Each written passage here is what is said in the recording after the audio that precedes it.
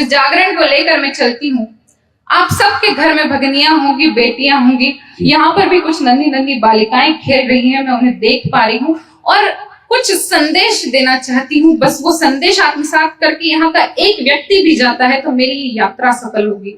एक बार जोरदार तालियों से मुझे आदेशित करें। जोरदार तालियां। मेरा मानना है कि कोई श्री कृष्ण अब द्रौपदी के लज्जा रक्षण के लिए नहीं आने वाले। द्रौपदी को खुद की रक्षा स्वयं करनी पड़ेगी। तब मैं पंक्तियां निवेदित करती हूँ कि दुर्योधन है, दुशासन है, पग पग पर बन अवरोध खड़े।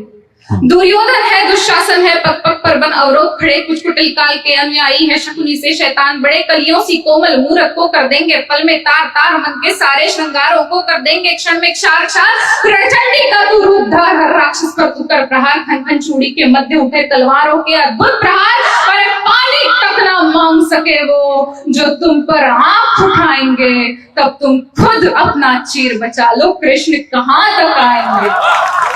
कान्हा को काम बहुत से, कब तक आएंगे कृष्ण। कान्हा को काम बहुत से है, दुष्टों के नाम बहुत से हैं, माखन की मटकी राह तके भक्तों के धाम बहुत से है। अरे कब तक आएगा कान्हा युग की लाज बचाने को, दुर्योधन को समझाने को, स्वर पांचजन्य अपनाने को। बोलो मुरली की धुन को, कब तक यमुना जी तरसेंगी। कब तक बोलो वृंदावन में अश्रु की धारा बरसेंगी। अरे तरसेंगे बोलो कब तक गोविंद बिन गोकुल के ग्वाले, और कब तक नीर बचाएंगे फन विषधर पर नचने वाले। यहाँ रहे गिरधारी तो गोवर्धन कौन उठाएगा, और महासमर का व्यू भेदने अभिमन्यु कौन पढ़ाएगा।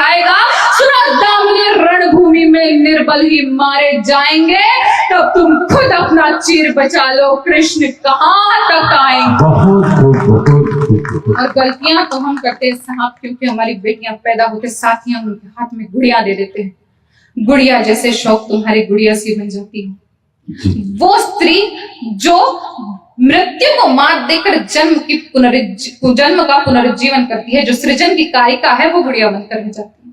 गुड़िया जैसे शौक तुम्हारे गुड़िया सी बन जाती हो। वीर प्रसूता होकर भी पल पल क्यों नीर बहाती हो। अरे शक्ति स्वरूपा हो तुम तो जगदम्बा की अवतारी हो। क्या दुर्योधन क्या दुशासन, तुम स्वयं काल पर भारी हो। मत रोको तुम अभिलाषा को, है श्रृंगारों पर रोक नहीं। तुम कलिका हो इस उत्पन्न की तो कोमलता पर टोक नहीं। मगर वर्जना क्यों करती हो ढालों से तलवारों से। एक बार बस लगन लगा लो मृत नचाती धारों से। चूड़ा चोली चुनरी बिन श्रृंगार पूर्ण नहीं होता।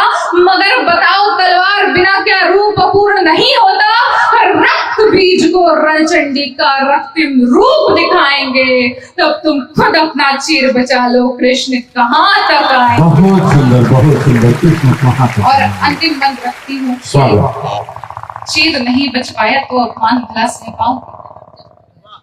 निर्भया की माता जी को 8 वर्ष लगे अपनी बेटी को इंसाफ दिलाने के लिए, और हमारा समाज बहुत कठिन काम कर देता है उन लोगों के लिए जो इंसाफ मांगना चाहते हैं। न्याय व्यवस्था हमसे प्रूफ मांगती है। हमारा समाज पूछता है कि अगर वो मित्र के साथ गई थी तो क्यों गई थी, अगर वो देर रात को गई थी तो क्यों गई थी, अगर उसने कपड़े इस तरह के पहने थे तो क्यों पहने थे। कोई ये नहीं पूछता कि सामने वाला किस दृष्टि से देख रहा था।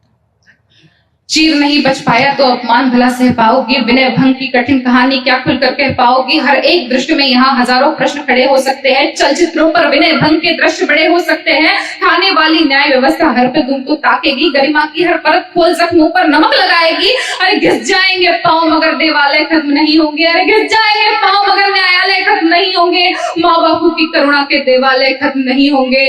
किसी निर्भया को मुक्ति में 8 वर्ष लग जाएंगे, तब तुम खुद अपना चीर बचा लो, कृष्ण कहाँ तक आएंगे। बहुत बहुत सुंदर।